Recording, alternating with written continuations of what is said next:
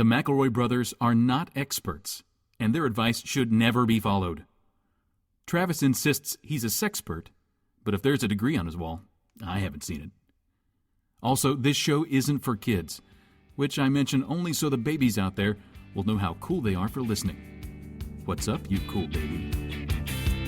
It's familiar, but not too familiar, but not too not familiar. It's a new craze. Hey, good girls, do you wanna just say, hey, I wanna? Just say, hey, I wanna. Hello, everybody, and welcome to My Brother, Me, an advice show for the modern era. Around these parts, they call me Justin McElroy. I'm your oldest brother. I'm your middleest brother, and people know me as Travis McElroy, for as far as they know. Oh, and I'm your sweet baby brother, Griffin McElroy. You might know my deep web username as Bitcoin Skrillex Dog Boner 420 69. Boys, I wanted to talk to you guys about something that is, it's a new sort of concern, a new interest, a new worldview that I've only sort of recently adopted, but it has become basically instantly very, very important to me, basically all-consuming.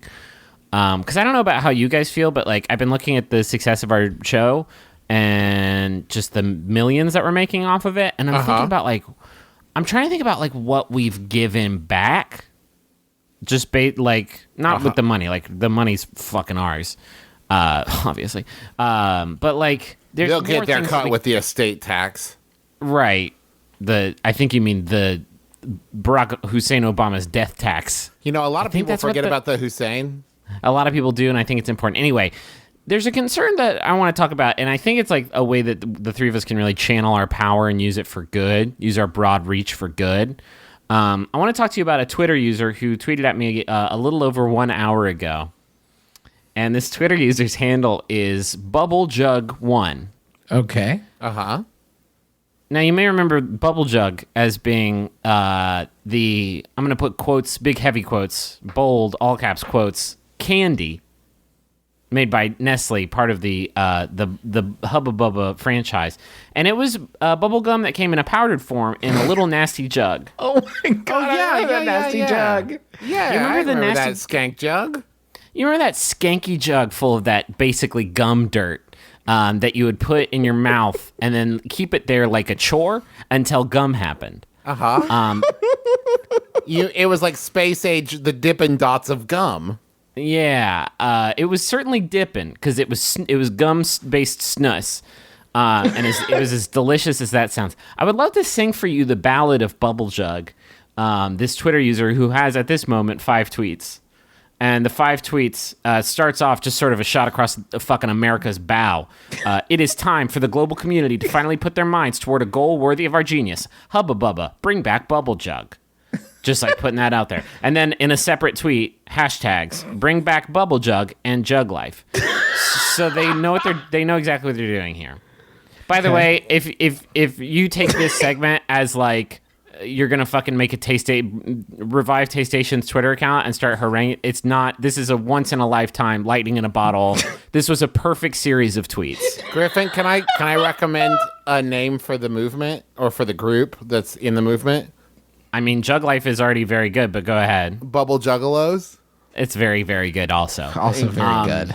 Damn it. So a little over an hour ago, I got a tweet from Bubble Jug.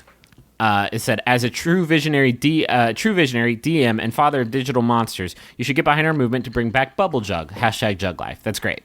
Wait, so is Bubble Jug no number taken? Is there already an app Bubble Jug, so they had to be Bubble Jug 1? I mean, Nestle probably has it locked down so that somebody doesn't misrepresent the brand, because they'll never bring it back. It's an egg. Bubble Jug's an egg.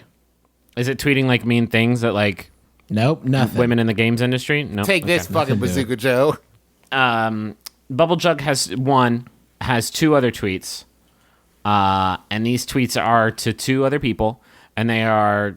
I'm honored to be among this sort of assembly of people that Bubble Jug thinks is capable of getting this brand just breathing the sweet creative breath of life back into the lungs of the Bubble Jug brand, because that list, according to Bubble Jug 1, is myself, and then Sean Puffy Combs, Right? and then of course Lil Wayne, the Lilest of Waynes. Have the three of you gotten together for your G8 summit this year yet, or is that happening like in the We just spring? call ourselves the 3Gs, and you know that. They call it the GR8 Summit. It's turned out great, and they're getting the jug up and running. I mean, this has certainly moved up my. Oh, Justin, I see you've gone ahead and followed Bubble Jug 1. No fucking question. Absolutely, Griffin. One thing that I like about Bubble Jug, and it's hard to pick just one, but what I like about it is that you think about the 4 first tweets as like a volume 1 of this Twitter account. All these happened on May 24th. Yeah. The first 4. They said, okay, I'm bringing back Bubble Jug. Great start. Here's some hashtags for the movement. Cool. And they said, I'm going to get the global community to put their minds towards this. I got to get some attention. Who are some people I know that can help bring back Bubble Jug? Well, Lil Wayne, got it. Okay, Puff Daddy, I'm out. That's it. Those are the 2 that I can come up with. Hopefully I'll come up with somebody else soon. 5 days later, what about Griffin? Yeah. Gotta get Griffin on board. First of all, Bubble Jug 1, I appreciate your enthusiasm. I am considering your offer. I'd love to leave a legacy. I've been listening to a lot of Hamilton, and that's basically what this is about. Sure. You want something that's gonna outlive you. Mm-hmm. My sweet dusty gum. Your Bubble Juggery. I would love to read the product details on the candystore.com website. Untwist the cap to access the candy gum hidden inside. Pour them in your hand or directly into your mouth to taste deliciously sweet bubblegum flavor. Bubble Jugs are very different from pieces or sticks of gum. Each contains a powder candy. When chewed, the candy turns into bubblegum. It's almost like having 2 confections in one. Eat my asshole, Candy Store website.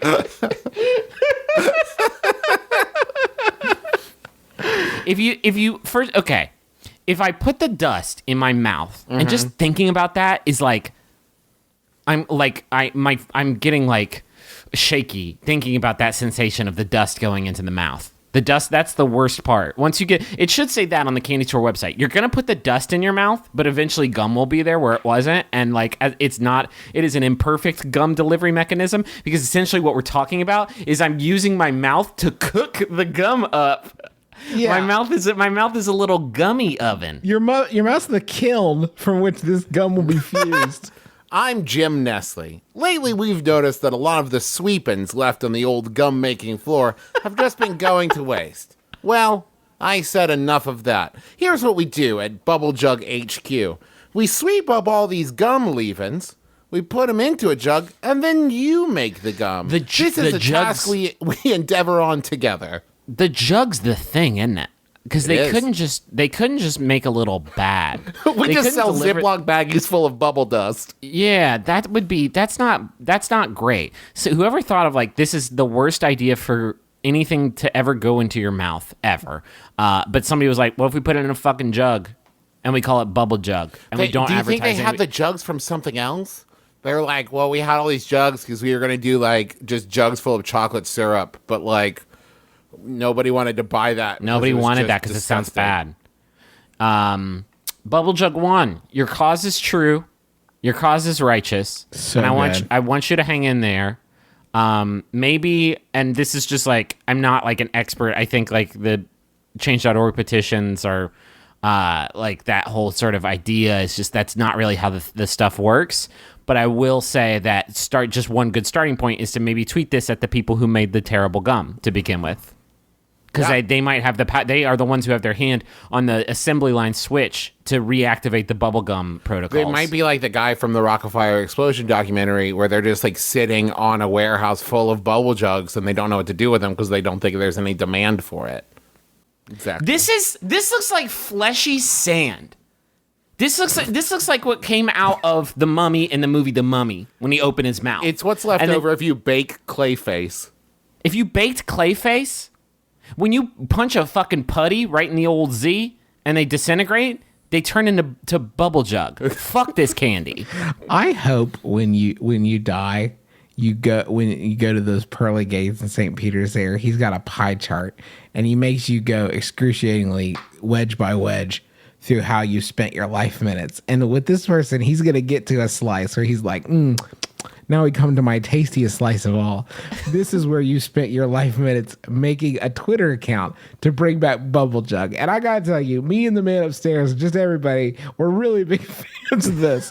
This was when we made you from like clay and dust. Well, And Bubble Jug? And Bubble Jug. The one thing we hoped you guys would really do is invent Bubble Jug, cancel Bubble Jug, and then try to bring Bubble Jug back. That was your 40 days in the wilderness was the time without Bubble Jug. Right. Oh, okay, I want to move on because we've been talking for 10 minutes about it. Long dead candy. But the day they For now, shut down, for now, the for day, now, for now. the day they flipped the switch on the Bubble Jug factory, and then they Put were all like, the Oompa Loompas out of business. and everybody left, and everybody was sad. There was somebody left over who had to destroy all the Bubble Jug. And you tell me how they accomplished that. How do you destroy that which has been so utterly decimated? And this is basically gum that has been humiliated. That was actually what they used in Are You Afraid of the Dark to get the flare-ups in the fire.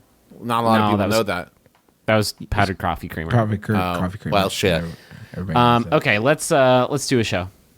Here's our first question. This is an advice show, by the way. We take your questions and turn them alchemy-like into wisdom. I have a bat flying around my apartment. I've locked myself in my room, but I need to leave it eventually for work and shit. I figured in your infinite wisdom. That's pretty sad commentary on our audience that this question asker thought that they needed to clarify why they would need to leave their apartment ever. Yeah. I figured in your infinite wisdom you'd be able to tell me how to how to rid my apartment of this befangled night bird. Please help. That's from Not a Batgirl.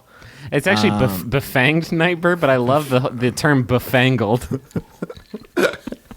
That's what you got. All these new gadget bats. All these new befangled bats everywhere.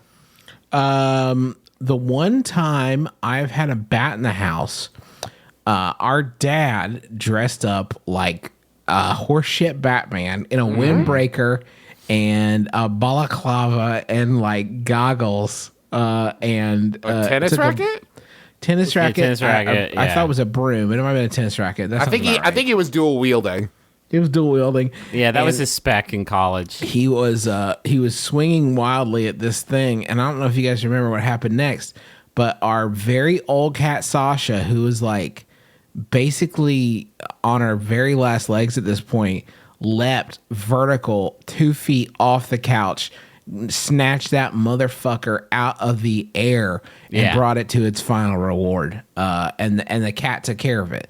So that would be my one first advice would be like to go the Fred Penner route. Old lady swallowed a bat or swallowed a cat to get the bat. Well, none of us in your swallowed apartment. none of us swallowed Sasha after Your apartment would swallow a cat. That would Oh, I swallow see. the bat is what I'm saying. Now Could they I- might get rabies from it is what I know. One thing about it, one problem. If you think about it, the bat's not very big, and your apartment is probably relatively large compared to the bat. Maybe you just have like a new shitty roommate. I've had worse roommates than that. You know, that's how bat? that's how they measure the like square footage. They don't use that to measure spaces anymore. It's just if you get on Zillow, it's like this home is 350,000 bats. It's measured in Q-bats. Travis, that's Come that's almost a Pokemon. Better than this. I'm not. It's true. It's a good point. Thank you. How do you get rid of a bat? I really Ask the enjoy- Joker. Jesus, I'm doing a Our Waka Waka street- thing, but you can't Yeah. see it. I really enjoy the idea that this person is just huddled in a corner waiting for this podcast episode to drop, praying that we don't go late for Memorial Day. Please help. Love a skeleton. So hungry. The bat's not going to hurt you, but that doesn't matter. I know that the big mouse that lives in my garage isn't going to hurt me, but I am still very afraid of him or her. Hey, Travis, are you a mouse guy? No. I have a theory. I love Mouse Hunt with Nathan Lane. I have a theory that everybody breaks down into mice or spider guys. Like you're a spider guy or you're a mouse guy or mouse lady or a spider lady. I vote no on to all. See, spiders are like not. I don't even Spiders, I don't trip with spiders. Like that's fine. I'll put them on. I'll get a sheet of construction paper, scoot them onto it, take them out to freedom outside. That does not bother me. Mice can fuck right off. See, for me, I'm just like I'm a not a small furry thing that suddenly comes out of nowhere and moves inhumanly. So mice, like mice. Your mice, your spiders, your bats, snakes, lizards, no problem. Got nothing. Borrowers. Okay. Borables. I watched a giant groundhog out in my yard, and I was watching him sort of with novelty at first because it was like, Fuck man, yeah.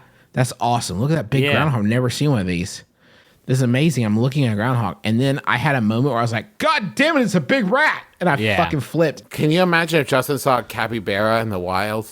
Holy shit. Well, he would be fine because he wouldn't get a second alone with that capybara if I was around. Don't bother me at all to see rodentia in their natural habitat, which is to say not my home. I do not care to see, like, I don't care if squirrels are cruising around outside getting those acorns and nuts. That's fine. I just don't want them in my home. You like them when they're doing hard work and preparation. But not when they're just like... Every one of God's creatures in their place. That's all I'm saying. How do you get rid of a bat? Here, we've been fucking dancing around this issue, and I think I've got it. You just make a little trail of bananas out the front door. And this is a good piece of... This is like going to be the new... This is going to be the new pack your bags and move away. Because there's so many problems you can solve with just a big trail of bananas. But going out the front door, you got a roommate you don't like? Just banana trap them. Griffin, I'm sorry, but you're being short-sighted because you're just as likely to draw in a chimpanzee. You made a bat landing strip out of bananas. I was trying to get rid of a bat, and I got 8 more bats. Now I got 9 bats. And a monkey. And a monkey. A chimpanzee came in. I've got that scene from Ace Ventura where everything comes out of everywhere. We got 2 Dunstons and a Kirk Cameron in here, man. It's rough stuff. Wait, what? Kirk Cameron loves bananas. Now I would have to say that that monkey would temporarily fix your problem because like there's no way a monkey's gonna be cool with a bat cruising his nanas. I can't get off my nanas. I would rather have a monkey too because it's easier to keep track of. It's less likely that I lose sight of a monkey. But if you do lose sight of that monkey, it's a risk. It's a risk reward scenario. Sure. You lose sight of the bat, then you just have the constant dread of like, there's a bat somewhere, and I don't know. But if you lose sight of a monkey, it's like, oh my god, this is it. But that's why I have the motivational poster that says never lose sight of the monkey. Yeah. Do you guys want a Yahoo? I'd love that. I have a lot of really good ones. Thank you to everybody who sent in Yahoos. If you wouldn't mind, if you could just sort of fucking flood me with your Yahoos, because we got live shows coming up this weekend. Yeah, same for regular questions, please. Yeah, just send those to, what do we prefer, MBMBaM at MaximumFun.org? Yes. That's fine. Yeah, I certainly appreciate the help, all my Yahoo warriors. This one was sent in by CJ Seitz Brown. It's from Yahoo Answers user Love I, who asks, the backward, misunderstandable line of Work It by Missy Elliott. I tried a lot to understand, listen carefully about the lines in this song, which Missy sings in backwards, but I wasn't able to understand a thing, and all the lyrics website has wrong lyrics.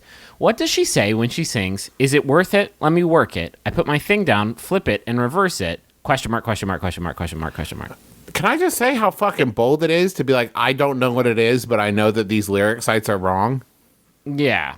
Well, yeah. Can anyone, and then if you've got a big elephant noise, is that the radio edit or is that in the proper dirty cut? Is it like hog? If you've got a big ding-a-ling, let me search it to find out how hard I gotta work ya. Question mark, question mark. Can anyone fill out the question mark lines, please? Wait, hold on. Excuse me, Miss Elliott. Are you proposing that based on the size of my wiener, you have to work me harder or less? I don't want to get too blue, but Miss Elliott, that's simply not how it works. How big is it? Clear my schedule. He's got a sizable Dumbo. This is going to take all actually afternoon. Don't know. What is it, inverse? The bigger the harder, the smaller the hard. I don't know, Miss Elliott. I do not know. Now, Now, off the top of your head, do you guys actually know the answer to this? I mean, it's something. It's whatever the song is in reverse, but that's not fun. Well, I think we should give the actual we should actually I answer think it. maybe we save it until after we do the jokes. I like to establish the walls. Okay. And then you let us joke inside of them. But this would, Justin, it would be like a choose your own adventure in which you say, do you want to go in the cave? If you do, by the way, you'll die. I just want to I want to say that this question, reading it, has made me realize that when I sing along with this song, I definitely sing something there. Like my mouth definitely makes sounds when I'm in the car and I'm fucking bumping work it. My mouth. My lyrics are, it's your flippin' nippets ran yatnum. Yeah. That's okay. That's It's about yours- right? It's yours flippy nippy flam lamb yipple is what I do. It's yours. Wow. And so Mine's more like I have a mouthful of peanut butter. if I were to transcribe that, I'm a lucky individual for several reasons, but mostly because one of my friends never stopped the CD and said, "Say that again. Say that dumb shit you just said. It's yours, flimmy nimmy flam yam yipple. What do you even think you're doing, Griffin? Words have meanings. Actions have consequences." This is from the same person, though, and it's indeed the same track that invented basically the phrase badonkadonk and just said it and just trusted that everybody else would catch up to her level. Like, come on my level. I'm calling it the badonkadonk now. Why don't I call my penis my flam lamb yipple? Why didn't that catch on? I think that's my favorite thing about any rap R&B music is that context is so wonderful that oftentimes people will say stuff that's I've never heard. It's like Shakespeare. They've never heard the word before, but I definitely know what they meant. Betwixt my flam lamb yipples, mine treasure. I don't think this question has much more legs. Just wanted to bring it up. It's an unsolved mystery. That's a good one. What do you guys want to do next? We could talk more about. want a munch squad. Oh, fucking all right. I want a munch squad. Can we just have we tracked? Want to munch squad. Have we tracked the engagement on Munch Squad? Because listen, I'm a fan of Munch Squad, Justin. The food, the jokes, it's great. It's hilarious. I mean, me and my kids, they love it. I just want to make sure that when we introduce a new segment, and maybe this can be what I bring to Munch Squad, is I just want to make sure we've got the metrics and we're tracking it and we're responsible. I definitely, if you're listening to this right now, just tweet about Munch Squad. I haven't really gotten anybody tweet. What I'm kind of was hoping for, people would be like, here's a candidate for the squad. And I'd be like, you mean the Munch Squad? It's a little early to be shortening it. It took me a long time to come up with. Shouldn't it be Munch Punch? No, that's a cereal. Get the fuck out of here. See, that's why I'm here. If you called it Munch a Bunch, this thing would be dead on the vine. Because Munches the of cereal bunches. thing, I'm confused. So when I'm confused by something, I hate it. Okay, everybody hop in the car with me. We're going to drive on down Route 10, go past the new Huntington High School. We're going to turn right here past the Marathon. And if you see the Arby's, you've gone too far because we're pulling into Wendy's. Oh, God. here. I thought we were going to Bob Evans there for a second. I got worried. No. That's over in Kinetic Park to the left. We going to We're the not- world's last Ponderosa? No, that's over on Route 60, Travis. Come on. Oh, sorry. We're going to Wendy's for a new treat called the limited edition bacon mozzarella burger. Now, as you know, on Munch Squad, we're not really interested with the feedback on a product. We're kind of more interested in what the experts who create these products have to say. So I got the two. I got two paragraphs from the press release. This just dropped May 24th, so this is hot off the presses, off the PR Newswire. And They this cook is them on the same grill as those delicious Wendy's burgers. This is literally these two are verbatim. Wendy's just shocked fans by dropping its previously. I know. What the fuck is this? Wendy's Whoa, just, no, Wendy's, no, not like this. just shocked its fans by dropping its previously unannounced limited edition bacon mozzarella burger. Not Beyonce. This With is an not hour-long lemonade. music video experience on HBO.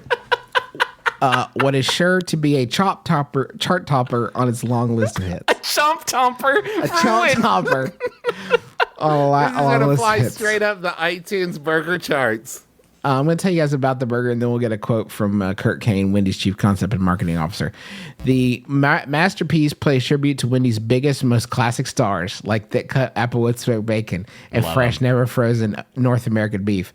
Quick side note, just for legal reasons, should be noted that fresh beef is available in the contiguous U.S. and Canada. So sorry about your luck, Hawaii and Alaska. You're getting that old shit.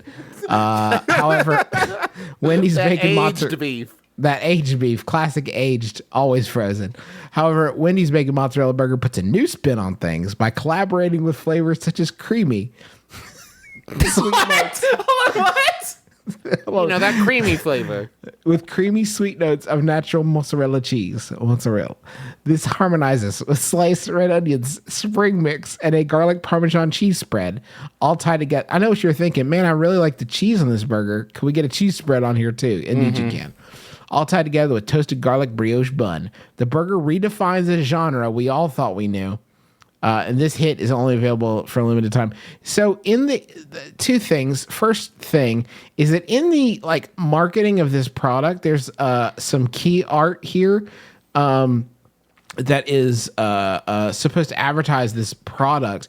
And for some reason, continuing with this frankly insane theme that they've created, they have made the key art for this product look like a CD case. This CD case actually has. Then this is this has to be like the language that they've used has to be like a Beyonce Lemonade goof, right? Oh God, yes. So Travis, I've sent you a link to this product. Oh, if you could Jesus. just dip right in there and give me some of the track listings and artists. Wait, hold fucking on. absolutely can't. I disassociate. Do not, Justin. Please let us Yeah. not jump ahead from the taste bud advisory, delicious ingredients indicator on the CD. Just to let you know, just in case. Yeah. Track number 1. Track number 1 is what, Trav? Good buns, hon. Parentheses intro. Parentheses. This is performed by Garlic Brioche Bun and written by That Soft Taste. Hit it, garlic brioche bun. Is this that new That Soft Taste track? Is this Sia? No, it's That Soft Taste. Soft Taste. Ooh. Track number 2, Trav, what is it? Spread It On, performed by Garlic Parmesan Cheese Spread, written by The Condiments. Now, I would like to point out, it's just occurred to me that this is like a Now That's What I Call Music of Burger compilation CD, because these are all different artists and writers. The third is Tears of Joy, performed by Red Onion, written by Mother Nature. Show me fucking like a painting of Mother Gaia floating over a Wendy's. Like, oh yes, y'all heard my mixtape? It is fire. Trev, what's that fourth track? So fresh and so green. Somebody spent a long time designing this CD thing. I fucking you, we are the only people to ever do a deep dive into the track list. Yeah, of this whoever wrote burger this is tape. like, nobody's fucking reading this shit. I just want to get out of here. It's Friday. A gooey, performed by Mozzarella Cheese and written by Au Natural. Oh, Justin, you skipped That Oven Lovin', a terrifying term. Now, is that the one performed by Applewood Smoked Bacon? I love their shit. Written And by the Thick Cuts? It is. Yeah, the Thick Cuts. Track number 7 is We Can't Freeze, We Won't Freeze, performed by North American Beef, written by 100% Fresh, Never Frozen. And then there is just in this like fucking. They're on some Outcast shit. They definitely do have the asterisk there to reiterate that 100% Fresh, Never Frozen Beef is only available in the contiguous U.S. and Canada. Just super want to make it super duper clear. Even That's a on bonus. this dumbass track listing that definitely Alaska and Hawaii are still fucked.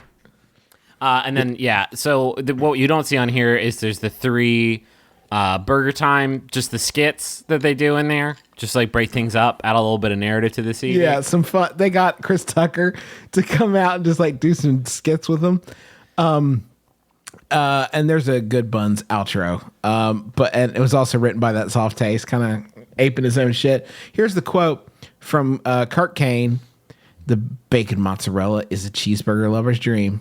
From the first bite, this combination of fresh beef and oven-cooked bacon paired with melty mozzarella and garlic Parmesan cheese spread creates a deliciously unforgettable burger.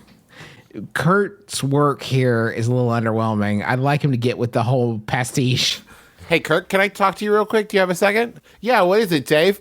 I read your quote.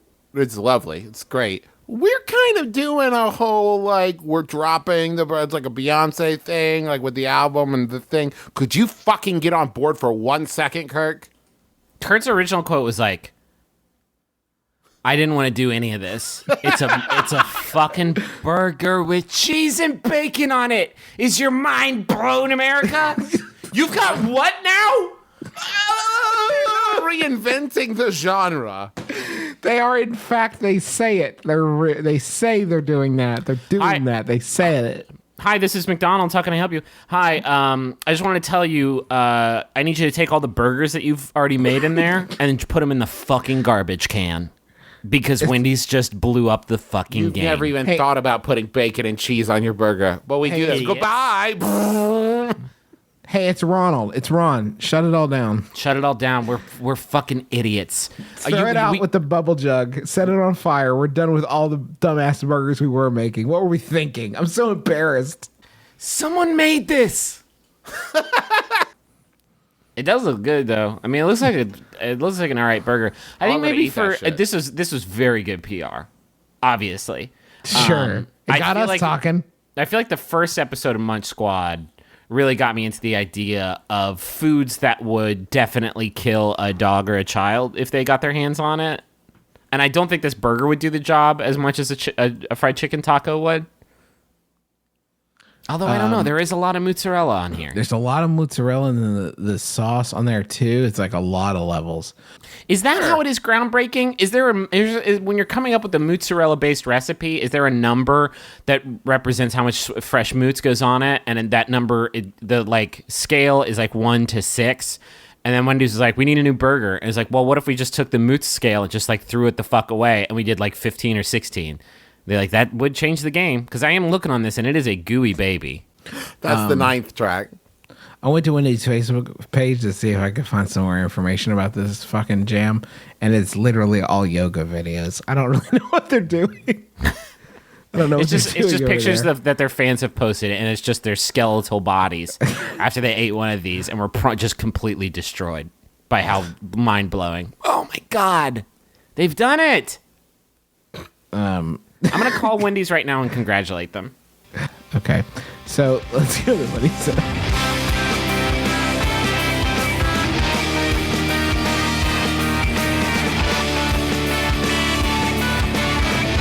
You know what pairs really well with a Wendy's mozzarella burger? No, Trav, I'm not quite sure. Neither do I, Justin, because it's groundbreaking. I've never had it. But you No know one's who ever- does? What? What goes well with 13 pounds of mozzarella? I'll tell you who does know. Club W. They pair shit with shit all the mostly wine. I don't think they're pairing other stuff. But maybe they do. Maybe in their free time, on the off hours, they're just pairing stuff with stuff. They're like, just you know ship. what? Hand towels go with what combat boots? Club Yeah. W knows. They're just Every- Noah's arcing their way through all of existence. They ship every character they see on every television show. And they ship if they're like, I don't know, like Converse All-Stars pair great with a compound bow. I don't know. They do it, not me. And how do they do that? Well, you would think like a wine club, a wine shipment thing. They must ask me like, do you like rosé? Do you like Chardonnay? What kind of wine? No, what they do is it's genius. They have a very simple questionnaire. Stuff like, do you prefer chocolate or vanilla? That kind of thing. Do you like salty? Do you like sweet? And through that, they're able to determine your preferences and make recommendations for wine. Then that wine is shipped to you. And this is like fancy looking, incredibly like classy shit that makes you look like you know what you're doing, even though, let's be honest, you do not. And they come with cards that like tell you all about the wine, what it pairs with, when it's a good time to drink it, so you can memorize all that. And then when your friends come over, you're like, hey, do you like that wine? I know it's really great with this chicken marg pizza. I know. And then you can act like you knew it off the top of your head. And it's relatively affordable. Justin, please tell them how affordable and wonderful it is. or right now, Club W is offering our listeners $20 off your first order when you go to clubw.com/mybrother. Again, go to clubw.com/mybrother and get 20% off your first order right now. And Club W will actually pay for shipping. They're shipping beloved characters. They're also shipping wine, and they'll pay for it on orders of 4 bottles or more. That address again is clubw.com/mybrother. Just real quick, I went down a Google hole because I brought up shipping, and I just couldn't. I like it for some reason. I had this flash thought in my head of is there like a Tumblr community of people who ship Frasier characters? And the answer is there isn't. There's not. I we don't need believe you, someone. Griffin. You don't believe me that there isn't? I mean, there is one now because I feel like I just breathed it into existence. But just like I actually searched Frasier shipping Niles / I would do Niles and Ross. Like, I just feel like there was something there, you know? Who's Ross? Do you mean Roz? Idiot? No. Roz, you fucking No, I idiot. mean fucking- Ross from Friends. I just felt like there was something. Do you remember the famous Frasier Friends crossover episode? What our nationwide obsession was with whether or not Ross from Friends and Frasier were gonna fuck, and the producers of the shows were like, "This is never happening. Why are you people so obsessed with this? Please quit That doesn't make asking. sense." I'm not even sure they're on the same network. It was the episode. The episode was 15 seconds long. A wormhole opened up and sucked them both into a single room. And then Ross walked up to Frasier and he just went, "I don't want to fuck you." And then bow, bow, bow, bow, big bow. And put the Seinfeld theme. Bow, bow, bow, bow.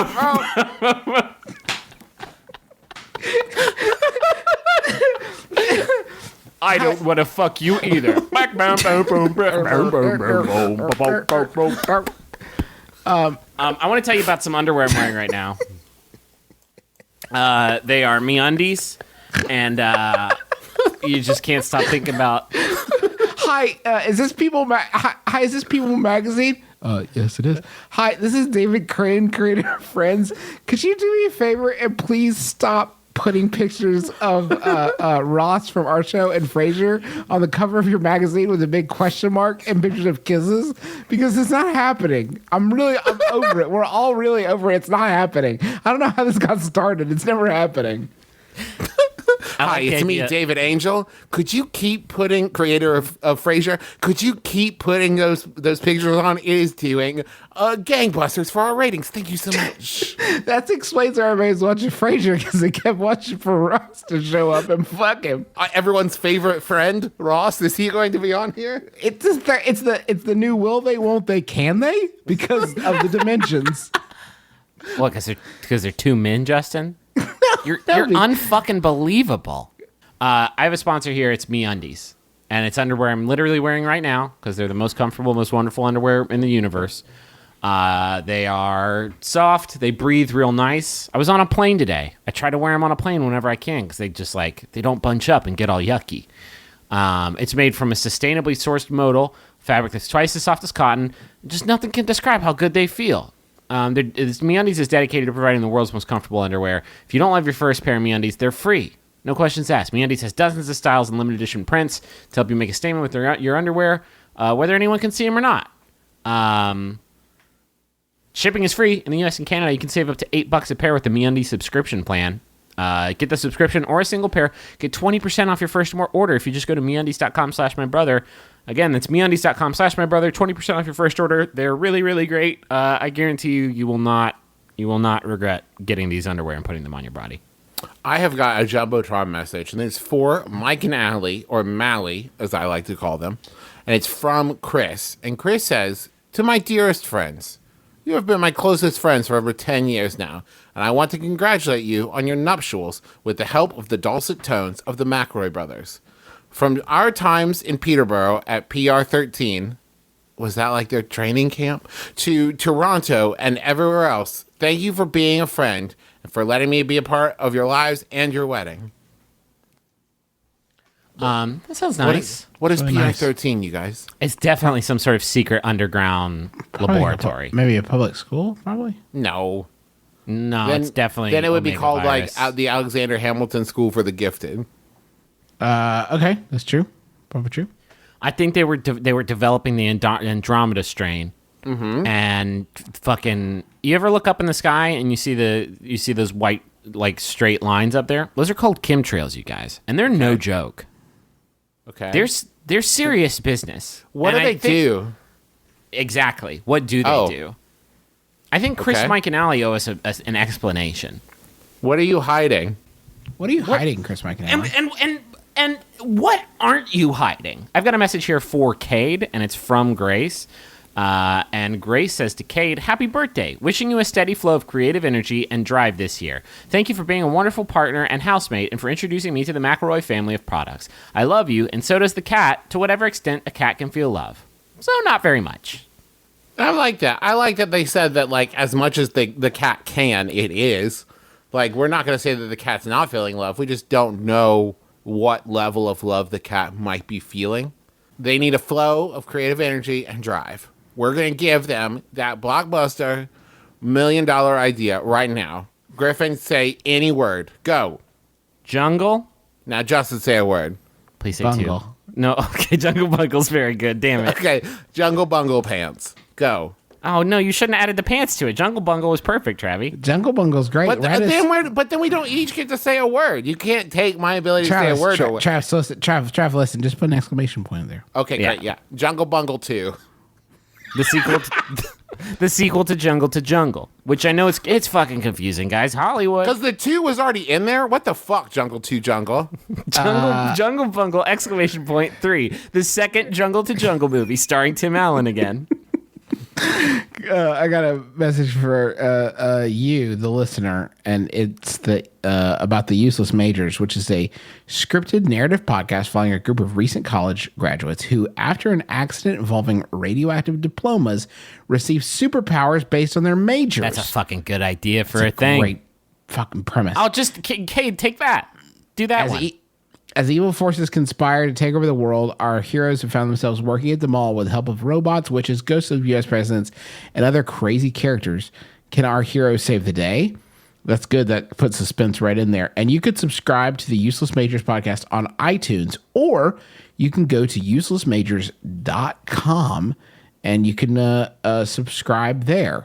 You can. It looks like they're on their 9th episode over there, so it's not too late to catch up and go do it. Go for it. Check it out. The Useless Majors. What would my superpower be? Journalisming. You be able to find the truth in all things. Oh fuck, that would be good. Yeah. But also I would like wear shorts but like suit tops, and I would be kind of a jag. I have a drama degree or an acting and directing degree, so my superpower would be to live at my parents' house for a few months just so I can figure some things out. Yep. You'd be like Rogue because you'd get a different superpower eventually. Your superpower as an acting major would be you eventually would change to a different superpower. Is the superpower to have another superpower but keep telling people about the superpower you used to do? For free now? You're like Phoenix. You're like Jean Grey. You transform at some point. I summon ice crystals from thin air now, kind of just for me, like on a more personal level. In the community? I got out in the community. I kind of got out of the rat race with that power. By which I mean fighting the race of rat men that I used to battle, but I wasn't making any money off of them. You know that whole thing. You know how it goes. I recently achieved a pretty major adult milestone, moving into my first apartment. I'm lucky enough to have a job that allows me to live alone, and that has been quite possibly the greatest thing that has ever happened to me. The only problem is my mother, who lives in the same city and wants me to give her a key. Ooh. I have no real reason to say no. The landlord said I could make as many copies as I want, and I don't have a roommate whose privacy I must preserve, but I really want to say no. I feel like in giving my mother a key, I'll be losing some of my newfound independence. Does this make me a terrible daughter? Should I give her a key and suck it up? Or if I say no, how do I say no? Help from Caitlin. The implication, I think, if you give your mom a key, I mean, the implication of that is like, I at any point want you there when I am not, right? I mean, that's... Yeah. Not necessarily, no. Well, not to rush it, but I feel like Caitlin, like, you need to achieve a second adult milestone, and that is to be direct with a parent. Yeah. And like, if you give her a key, you have to say like, I'm giving you this, but this is for emergencies only. It's not like you're gonna fucking get home from work and go to open up a cold soda and be like, oh no, my mom came over and drank it all. Like, I don't think that's what's gonna. She'll probably call. You know. I don't know, Griffin, because I would will feel like she? if that was the case, Caitlin wouldn't be worried about it. The very fact that Caitlin felt the need to like write in and ask us about it implies to me that there's at least some doubt in her mind that her mom will not understand the boundaries and will see it No. as like an extension of the house that they lived in together.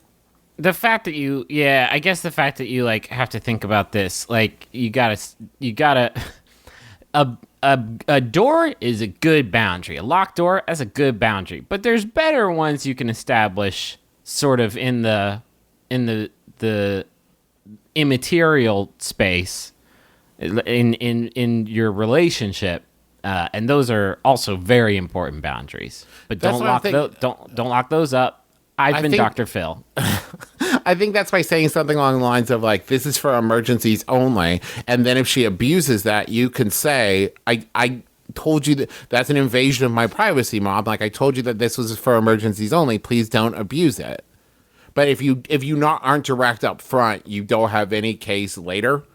You know what I mean? You have to say like, I'm giving you this, but like, it's for emergencies only. Okay. This is silly though. This is silly though, because like, if you're worried about your mom like just dropping in, she doesn't really need a key, because your mom is an international jewel thief and cat burglar.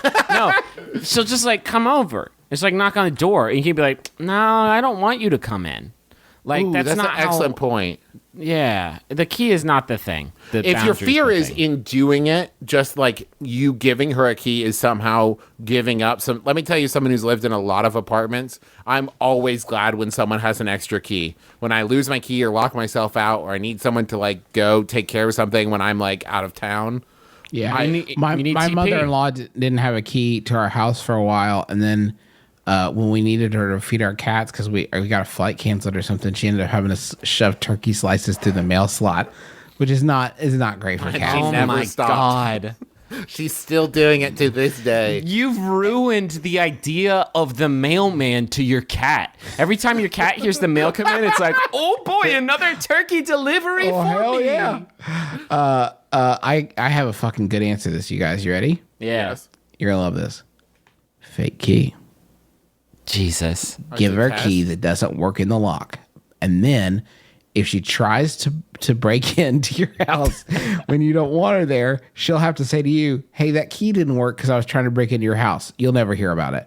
If she tries to get in at a time when like you really wish she could get in, you can just say like, Dunk, I'm sorry. I guess it was like, I didn't test it before I gave it to you. yeah, I should have tested it before I gave it to you. I'll know for next time. Looks like Home Depot really wanged it on this one. Oh well, too bad my cat is dead.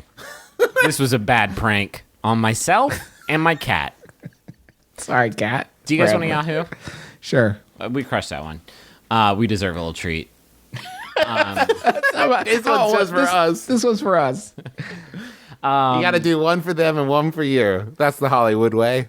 Rachel Rosing sent this one, a game recognized game. Thank you, Rachel. It's an obvious troll, so I want to just blow through it and get to a good one, but it's from Yahoo Answers user Mr. Brightside, who asks, how many calories are in a 2016 Silverado HD pickup truck? And I included it because the answer is so good. It's from Gabe, who says, this is my favorite question of all time. Answer, enough.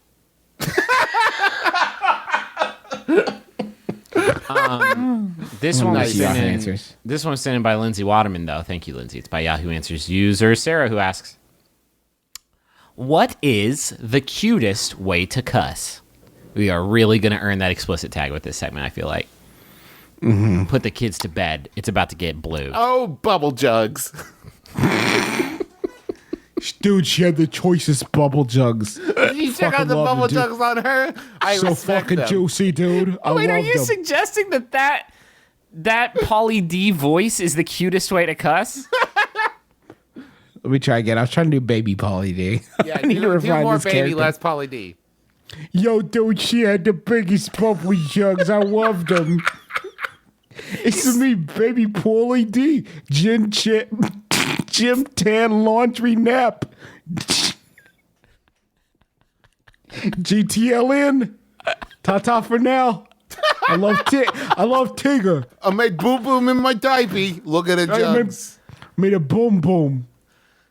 I love breastfeeding for a lot of reasons. Why don't you guys come over? We'll make some minestrone and then blend it up. I ain't got teeth. Don't leave me in the hot tub. I'm a baby. Gotta love me. Not the mama. Please, please, God, I hope so. I forgot the question. What's the cutest way to cuss? Like a baby version of a jolly Jersey Shore character. This is tough because are we talking like non-cuss cuss words? Or are we talking like, oh, fuck? Like, what's the cutest way to deliver a cuss word? Or what's the cutest non-cuss word cuss word? Let me just blast through some of these answers because Terrence J's future girlfriend says there isn't a cute way to cuss because cussing is not attractive. Sing Wrong. it. Oh, shit. Wrong. These are ugly words.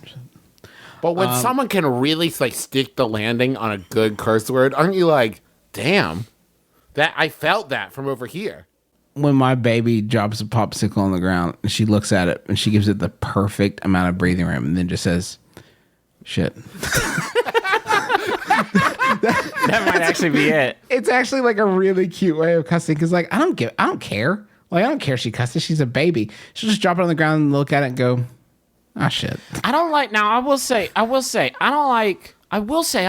I get on Facebook and I see a little video and the parents are like, obviously like they've developed some sort of Pavlovian response in their kids to make them say the word fuck for candy or something like that. And it's like, I can tell what you're doing there. And it's like, great. That's going to be great viral content. But I don't like that. I don't think I like that. Fuck. Get it? He said fuck. I did get it, but I don't like it. I like that ugly word. I do like that ugly word. But you gotta use it responsibly.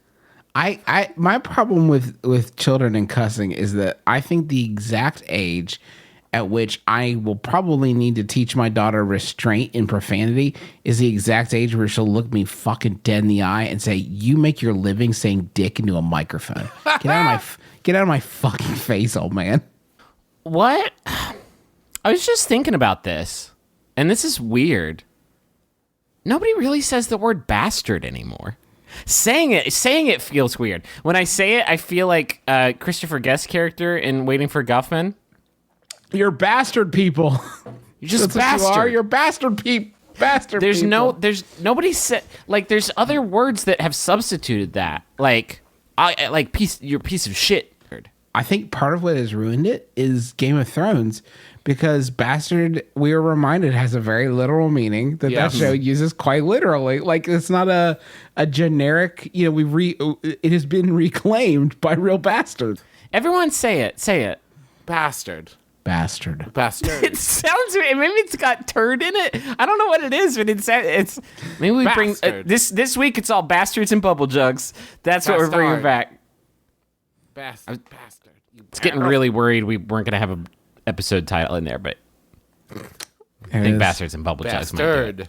What do you guys think? We got time for another question, or what do we want to do? Yeah.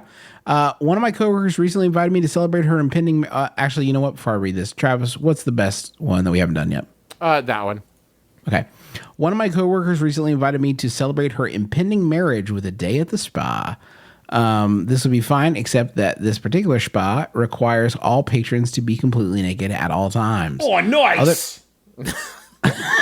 So fucking choice.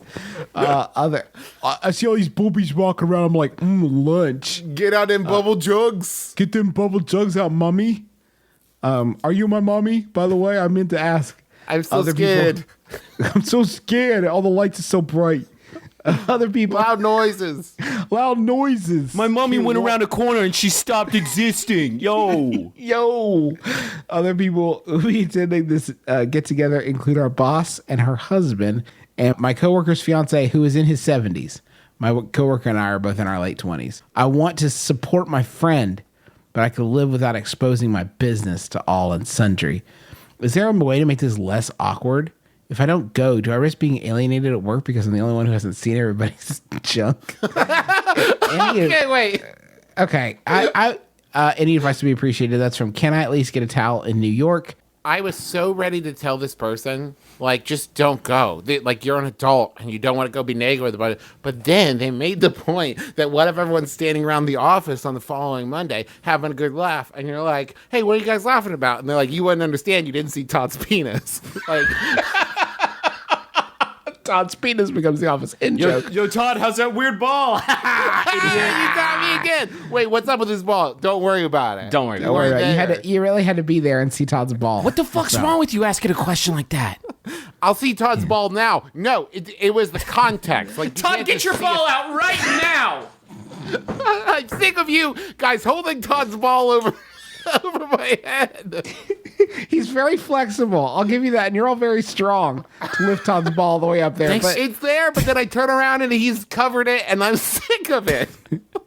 Thank you, Susan, for coming to your annual review. Boy, it's been kind of a weird year, huh?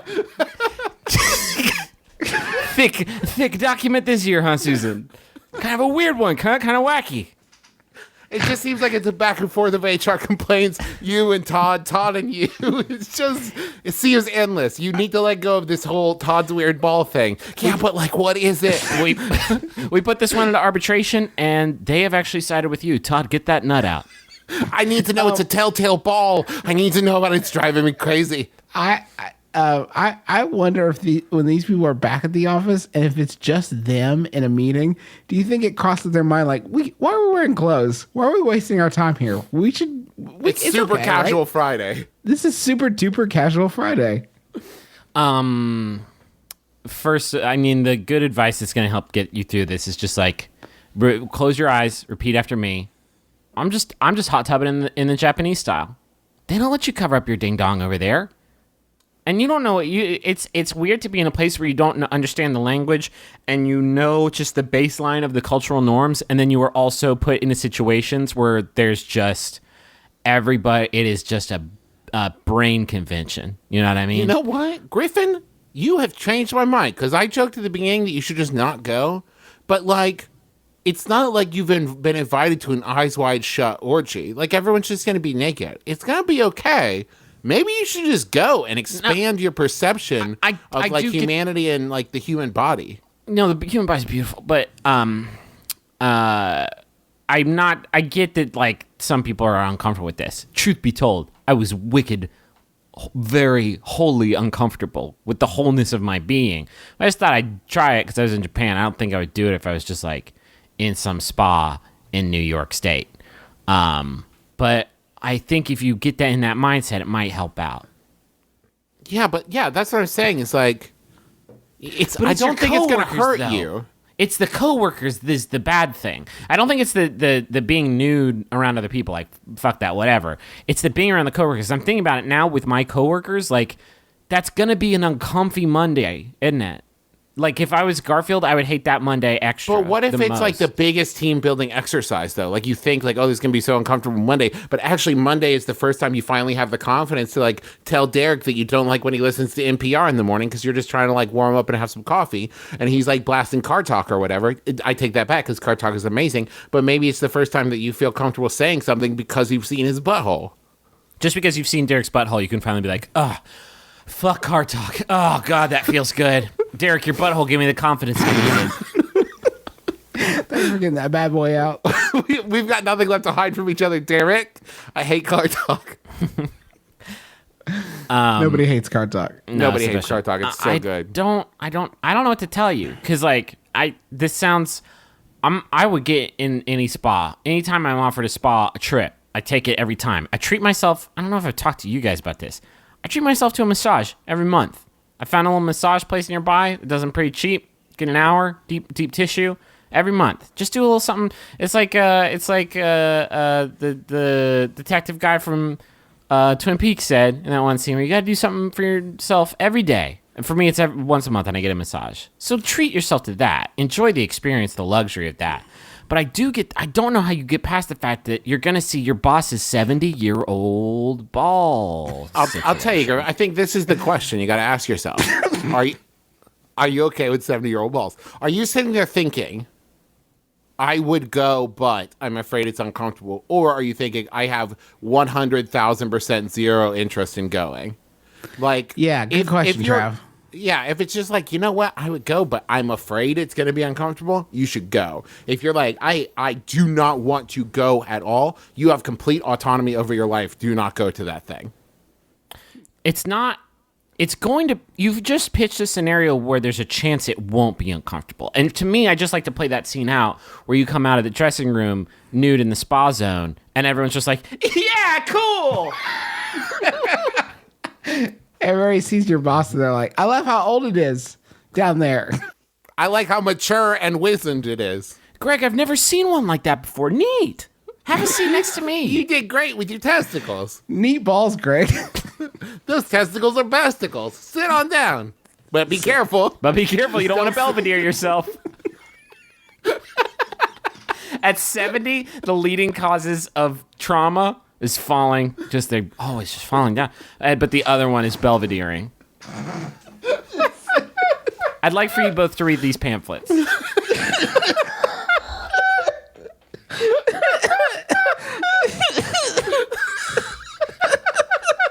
don't know what it is, and I'm afraid to ask.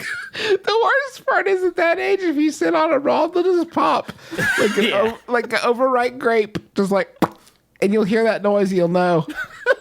And then it'll definitely be awkward. Then it'll be super awkward. This pamphlet is called Streaks on the Epididymis, and it's important you read it cover to cover. The life you save might be your own.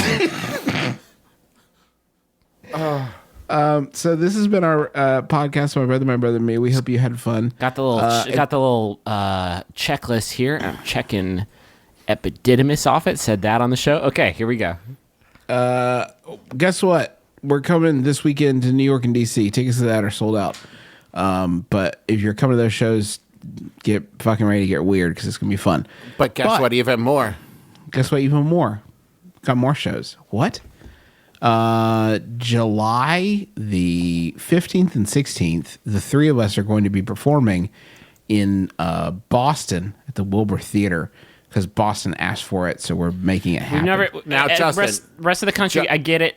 The rest of the country, I get it. Like, I know that we're kind of sticking to the Upper East Coast a little bit here, but it was we've never done Boston before, like ever, and the demand there is very enthusiastic, and so we're just gonna knock it out, give Boston the best night of their lives, 2 nights of their lives. But the coolest part about this is that, so the Saturday, which is that's the 16th, right? I'll look at a calendar here, make sure I'm saying this right.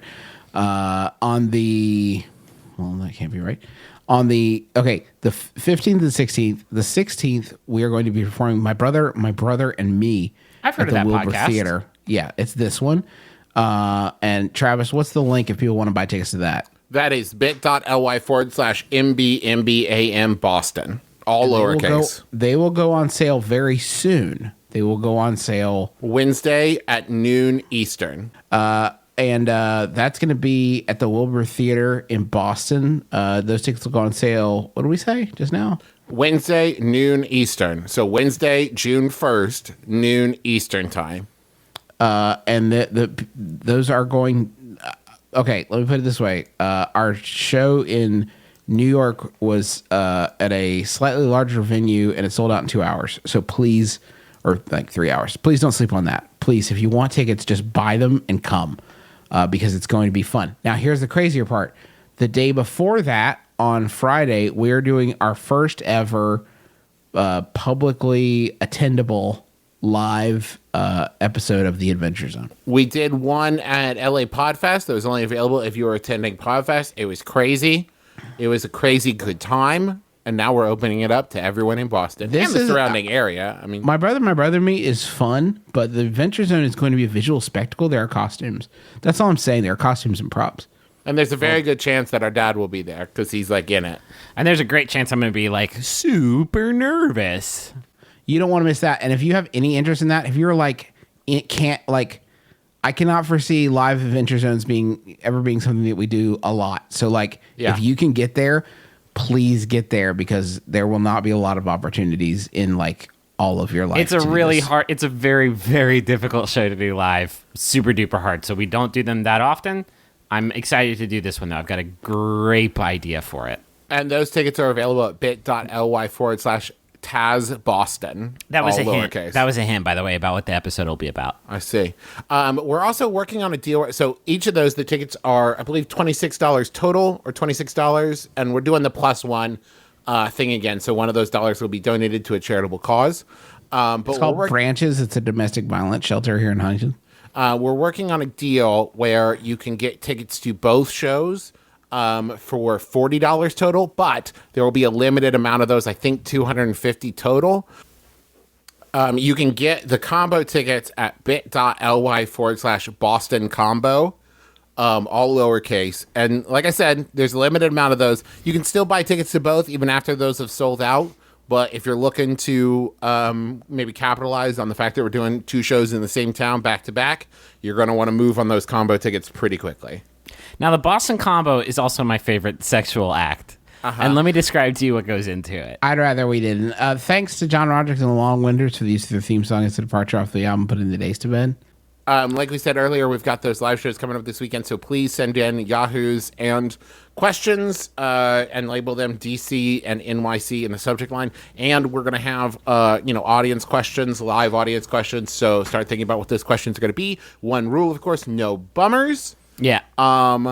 Also, just keep in mind, just to get it out there, we always intend on doing meet and greets, but now we're traveling with like a basically 2-year-old child and my pregnant wife, and so I can't guarantee that everyone will be in a physical shape to do a meet and greet. So if we do not, I so apologize. I just want to get it out there that there is a possibility that we do not, but we're definitely going to try to. Yeah, we try to be like I want to, but we have basically become the fucking traveling Wilburys at this point. Like, it is such a ginormo family affair. And, Especially since both shows will be 3 shows in one. Yeah, it's a lot of shows. It'll probably go a little bit later than normal, and I just can't guarantee that we'll be able to stick around for hours and hours afterwards. We'll try to holler. I don't want to poo-poo it. Do you guys want this final Yahoo, though? Hell yeah. I want to say one thing before we go. Check out all the other Max Fun shows, including a brand new show. If you like the TV show Adam Ruins Everything or the web series Adam Ruins Everything, Max Fun is now host to the Adam Ruins Everything podcast. Oh, I didn't know that. Yeah, so basically they take, so for example, they did an episode about like transit and cars. So in that, Adam gets to talk to an expert for like 3 minutes on the TV show. Well, so for the podcast, he gets back in touch with that expert and they talk about like transit for like an hour, so that he really gets to pick the brain of an expert, and it's on Maximum Fun. So check it out. That's very exciting. All right. Final Yahoo. This one was sent in by Aaron Keys. Thank you, Aaron Keys. It's by, seriously, start thinking about a nickname. Getting a lot of Aaron Keys action. Aaron Keys tweeted that she hated the term keister. So that one's not going to stick. Okay. That's out. Keymaster. Keep on cranking away on it. Okay. Great. Keeper. Keesper the friendly ghost. Okay. Keesper Sutherland. The fuck are we doing here? This Yahoo Answers user Sweeney Todd asked this one. Sweeney Todd asked, how creative is Kid Rock?